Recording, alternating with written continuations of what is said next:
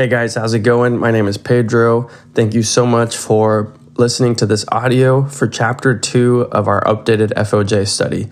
This study is called What's Jesus Like? And the main goal of it is to just see God's heart through his revelation to us through the person of Jesus. We believe that he gives us insight into God's character, God's heart, God's intentions, God's cares and concerns, and ultimately his plans for the world and for each one of us. So the verses that we're going through are just snapshots into the life of Jesus. I would start this study off by posing that question that the chapter is named after. What's Jesus like? When you think about who he is, what do you think he's like? That way you can kind of get a little bit of an idea of where people are coming from and, without going into too much detail or spending too much time, just getting an idea of where they're at in that moment. I would also just make it a point to communicate to them, like, hey, we really believe that Jesus is the most influential person that's ever lived, as the front of the FOJ study says, and that he, being God himself, is a person who wants to live life with us, who wants to empower us, who wants to guide us, and who wants to just be with us every day. So we really think that it's important to know who he is, because he does ultimately point us to who the Father is, the one who created everything and who holds it all together. Each one of them will be invited to consider what they know about Jesus and whether or not that's true and rooted in the biblical narrative and in reality overall. And so through the study, we hope that they'll be able to find a cohesive and dynamic understanding of who Jesus is as a person. And I just would make a note to them and to you as well that people are complex. Every single person is complex. And so when we think about Jesus, how much more complex is he, being a human, but also totally divine? And I just say that to encourage them to not be discouraged as they find complexity in his personhood. I would also just invite them to think through that what would Jesus do phrase that we've used a lot over the last many years. And just to, again, iterate for them that we want them to actually know what Jesus has done so that they can have an idea of what he would do. At the very top of this study, we have a quote from Brennan Manning, and you guys will read it together, but I'll read it to you now. And the quote says, "We cannot deduce anything about Jesus from what we think we know about God. We must now deduce everything about God from what we do know about Jesus." It's also coupled with Paul's words, which say, "The Son is the image of the invisible God." So these two together frame the study to help them to see, if we really want to know who God is, we need to know who Jesus is. And then from there, discern who God is. So I'll start with this first verse in Luke chapter 2, verses 41 through 52. It says, "Every year, Jesus' parents went to Jerusalem for the festival of the Passover. Whenever he was 12 years old, they went up to the festival according to the custom. After the festival was over, while his parents were returning home, the boy Jesus stayed behind in Jerusalem, but they were unaware of it. Thinking he was in their company, they traveled on for a day. Then they began looking for him among their relatives and their friends. When they did not find him, they went back to Jerusalem to look for him. After 3 days, they found him in the temple courts, sitting among the teachers, listening to them and asking them questions.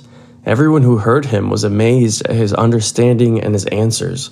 When his parents saw him, they were astonished. His mother said to him, 'Son, why have you treated us like this? Your father and I have been anxiously searching for you.' 'Why were you searching for me?' he asked.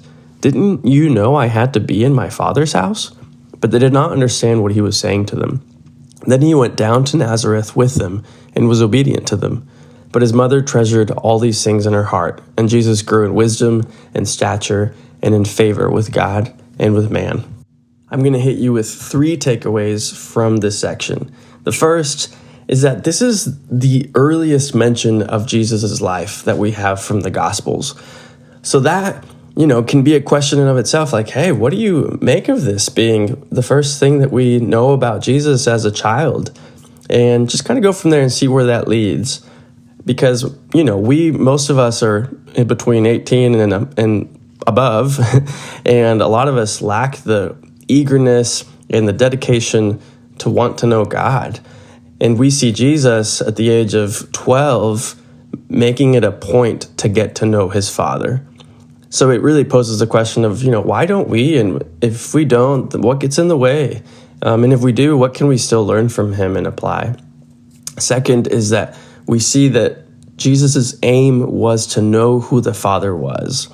That was his main goal, and he was surprised when his parents didn't quite put that together.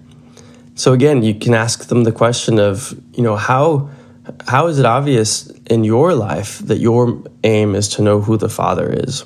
And then lastly, he was a student and made the most of learning opportunities to absorb and to wonder and to question. We see that the things that stand out about Jesus to the religious teachers in the temple is that he asked questions, that he understood, that he listened, things along those lines. So yeah, I kind of already mentioned a few questions, but some other questions that I would pose and invite you to write down or just kind of tuck away and keep in mind for when you have this conversation with your friend. The first is, what characterizes Jesus in this story? And as a side note, this is just a good question for any of these verses that we're going to be reading because, again, we want to get a good picture of who Jesus was, what his character was, so that we can understand who God is. And sometimes you'll find that they might see something in Jesus that they don't actually think is in God. And you can kind of help them see, Jesus points us to him. So this is a characteristic that you can write down and maybe reflect on and see how that actually fits with who God is. So what characterizes Jesus in this story? Another is, why do you think Jesus would need to grow and learn like the rest? Or if he didn't need to, then why would he want to? And if you don't think he needs to, then why not? Is your aim to know the Father? I mentioned that earlier. What is your experience with getting to know the Father through the words of Scripture? What's that been like for them? Is that something that they are used to, that's been fed to them, that they've sought out? Where are they at? And then how are you as a student of Scripture? Is that a characteristic that you find in yourself as you think about your way of interacting with Scripture? And like I mentioned earlier, what obstacles get in the way and so on and so forth. And then lastly, in what ways could you grow in your ability to absorb, to wonder, and to question, not just about life in general, although I think that could be fine, but more specifically about who God is. Our next verse is Mark chapter 1, verses 40 through 45. This reads, "A man with leprosy came to him and begged him on his knees, 'If you're willing, you can make me clean.' Jesus was indignant. He reached out his hand and touched the man. 'I am willing,' he said. 'Be clean.' Immediately the leprosy left him and he was cleansed. Jesus sent him away at once with a strong warning. 'See that you don't tell this to anyone, but go show yourself to the priest and offer the sacrifices that Moses commanded for your cleansing as a testimony to them.' Instead, the man went out and began to talk freely, spreading the news. As a result, Jesus could no longer enter a town openly, but stayed outside in lonely places. Yet the people came to him still from everywhere." So some takeaways from this section. One is that Jesus allows anyone to interact with him. If you've ever seen The Chosen, the way they depict it is that Jesus is hanging out with his friends. They're, on trek somewhere, and this man from afar sees him and runs up to him. And Jesus notices him, turns around, and walks up to him as well to have an interaction with him. A second is that Jesus feels indignant towards the man, or perhaps it's towards the man's experience with people. It'd be important to look up what the word indignant means and to kind of brainstorm what that looks like in this instance. And then lastly, Jesus isn't tainted by our sickness or disease. In fact, sickness and disease leave at the presence of Jesus. As soon as he makes contact, the man is healed. So a few questions that you could ask. One is, what must it be like to be in the shoes of this leprosy-ridden man? Invite them to imagine this with you. How would this affect your interaction with Jesus if you were him? Especially when he reaches out his hand to touch you before he even heals you. Second, what does Jesus' attitude towards this man request reveal to you about him?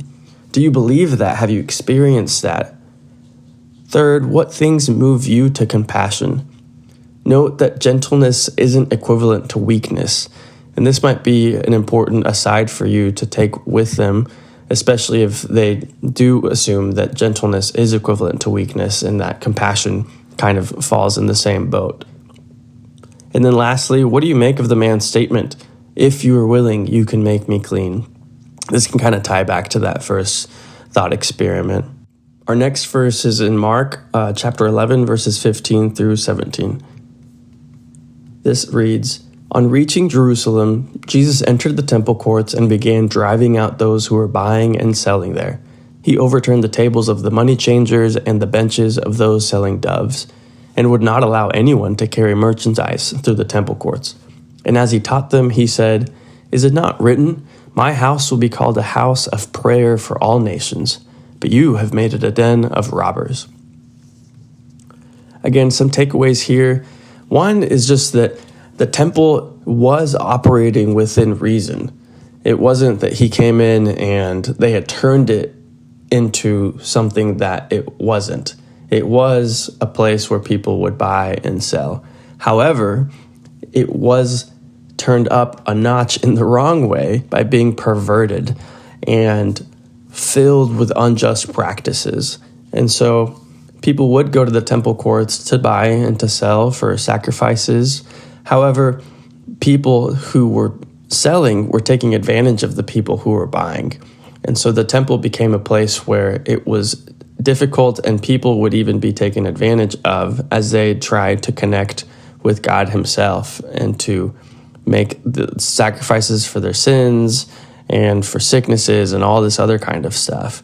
So Jesus comes in and is just totally outraged that there would be so many things in the way of them connecting with the Lord, and so many things that are just defiling the temple, which is where God's presence would most strongly dwell. So that's the biggest takeaway. Some questions to ask here is, where do you imagine Jesus was coming from by his actions? You can, if they haven't quite figured out where he's at, you can ask them that and see how they're interpreting this kind of outrage and this kind of act of Jesus strongly setting things to right that he sees as wrong.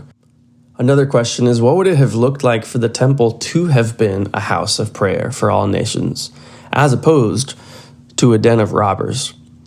Third, what was the significance of the temple at this point? And honestly, you might start with that question so that they can kind of understand the context behind this.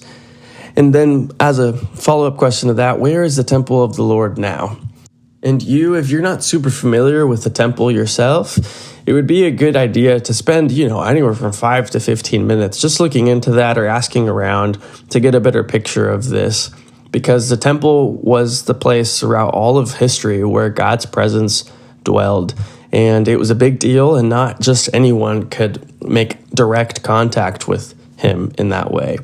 However, now, through the sacrifice of Jesus and him sending his Spirit to us as a deposit, guaranteeing that God's presence would fully return, we are the ones who are inhabited by the presence of God himself. Our bodies are his temple, and we get to walk around and be walking temples, enjoying the presence of the Lord if we allow him to live with us. That being said, we segue into this next question of how would Jesus feel upon entering the temple of your heart? What would he notice that was defiled and perverted and that he would really want to take a whip to and make right? And then my last question would just be, what does it say about Jesus that he would want to cleanse the temple in this way and he would take it upon himself to do so? And what are the implications of that for the future? Our next verse is John chapter 8, verses 2 through 11. At dawn, he appeared again in the temple courts, where all the people gathered around him, and he sat down to teach them. The teachers of the law and the Pharisees brought in a woman caught in adultery. They made her stand before the group and said to Jesus, "Teacher, this woman was caught in the act of adultery. In the law, Moses commanded us to stone such women. Now what do you say?" They were using this question as a trap in order to have a basis for accusing him. But Jesus bent down and started to write on the ground with his finger. When they kept on questioning him, he straightened up and said to them, "Let any of you who is without sin be the first to throw a stone at her." Again he stooped down and wrote on the ground. At this, those who heard began to go away one at a time, the older ones first, until only Jesus was left, with the woman still standing there. Jesus straightened up and asked her, "Woman, where are they? Has no one condemned you?" "No one, sir," she said. "Then neither do I condemn you," Jesus declared. "Go now and leave your life of sin." So takeaways here, Jesus does not join in to the commotion of the crowd. He doesn't get carried away by the expectations of the people. He doesn't even give them an inch in granting them what they wanted, even if what they wanted was subversive. Instead, he cuts through the sin of the crowd and their arrogance and their trickery, really, and through the sin of the woman, and provides what is most needed for both of them. To the people who brought the woman in, he corrects them subtlety and with nuance, but with truth. And to the woman, he corrects her, but with forgiveness that exceeds her wildest expectations, and mercy like perhaps she'd never experienced before. Which really makes a point of how we don't often get what we expect from Jesus, especially when we confront him in true vulnerability. And if you've ever experienced this side of Jesus, it would be great for you to share about that with this person that you're going through the study with. And then questions for this: put yourself in the woman's shoes. What's running through your mind? Do another thought experiment of sorts, like the one with the verse on leprosy. How are you feeling? How are you anticipating this will play out?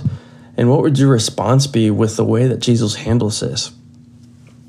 Another question is, what do you make of how Jesus handled the situation? Are you surprised? Did it kind of go as you expected? And explain where that's coming from. What components in this situation do you think affect how Jesus handled it? Do you think that the fact that the woman was truly humiliated and brought in, caught in the act, that had something to do with it? Do you also think that perhaps the attitude of the teachers of the time had something to do with his response? And if so, how should that inform the way that we expect God to deal with us at different points in time when we come to him with arrogance versus when we come to him in humility? Another question is, what was Jesus communicating to the teachers of the law and the Pharisees about what he really cared about?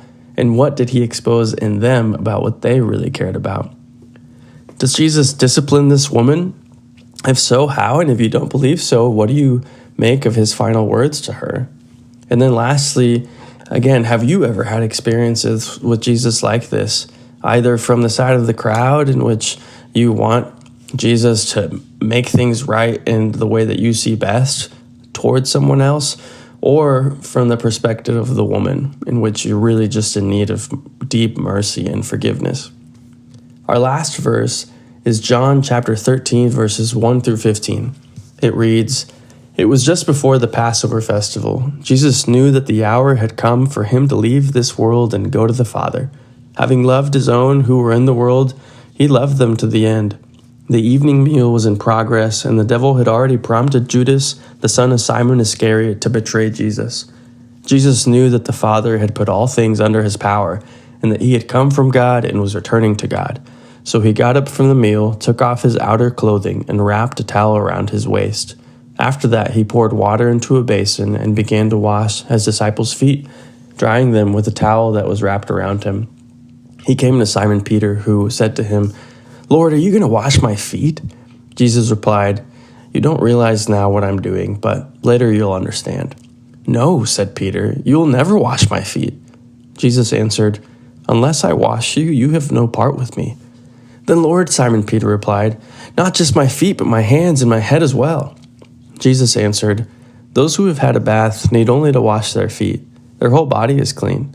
And you are clean, though not every one of you, for he knew who was going to betray him, and that is why he said, not everyone was clean. When he had finished washing their feet, he put on his clothes and returned to his place. "Do you understand what I have done for you?"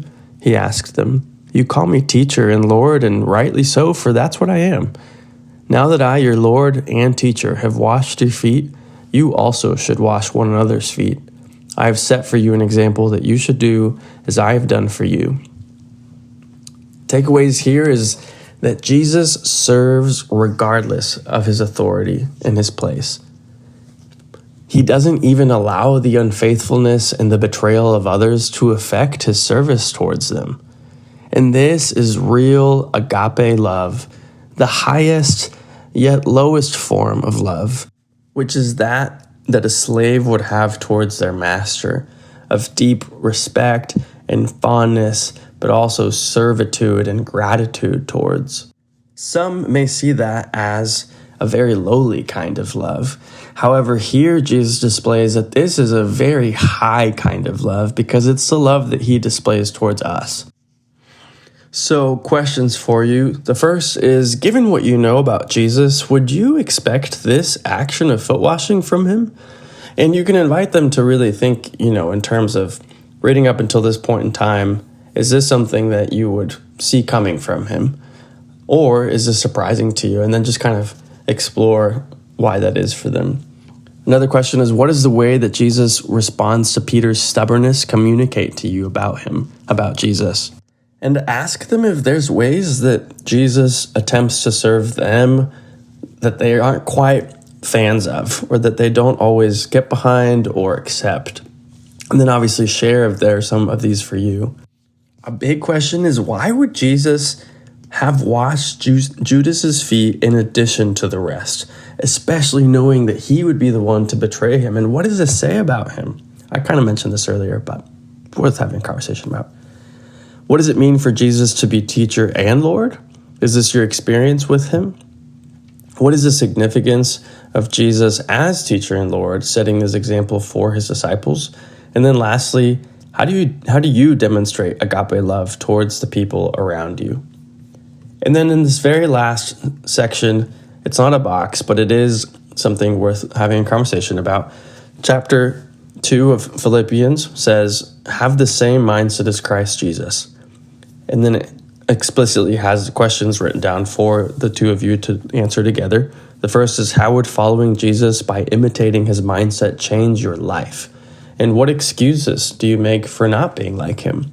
And so in light of all of these verses that we've read, you might invite them to go back and read through them again, just do an overview, or better yet, to just look at the notes that they jotted down.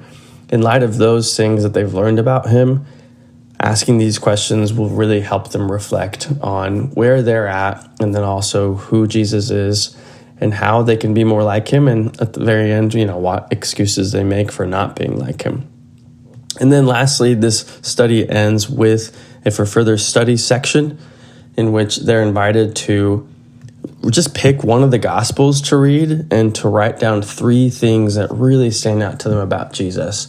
3 things could be, a question, a thing that they noticed, just a highlight about his character, just any 3 things. But we want them to, on their own, after this study, throughout the rest of the week, to be interacting with God through the scriptures and to be really having an ear out and an eye that is keen to figuring out things about Jesus that they hadn't quite seen before through the Gospels, which are jam-packed with stories about his life.